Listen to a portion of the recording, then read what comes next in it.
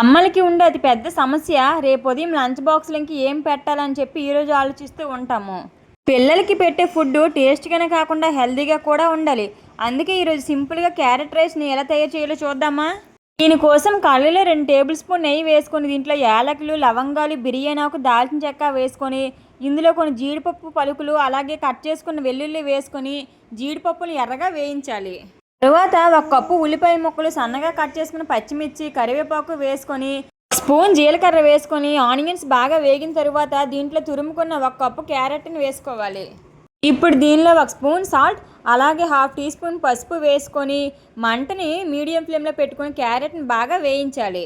Carrot బాగా వేగిన తరువాత దీంట్లో 1 స్పూన్ మసాలా పొడి వేసుకొని 1 కప్పు రైస్ని వేసుకోవాలి. ఇప్పుడు మంటని హై ఫ్లేమ్లో పెట్టుకొని ఒక 5 నిమిషాల పాటు దీన్ని అంతటిని బాగా మిక్స్ చేస్తూ కలుపుకోవాలి. ఇప్పుడు దీనిలో 2 టేబుల్ స్పూన్ల పచ్చి కొబ్బరి వేసుకొని 1 స్పూన్ నెయ్యి అలాగే అరచెక్క నిమ్మరసం పిండుకొని లాస్ట్లో కొత్తిమీర వేసుకొని స్టవ్ ఆఫ్ చేసుకుంటే ఎంతో టేస్టీగా హెల్తీగా ఉండే క్యారెట్ రైస్ అయితే రెడీ అయిపోయినట్లే.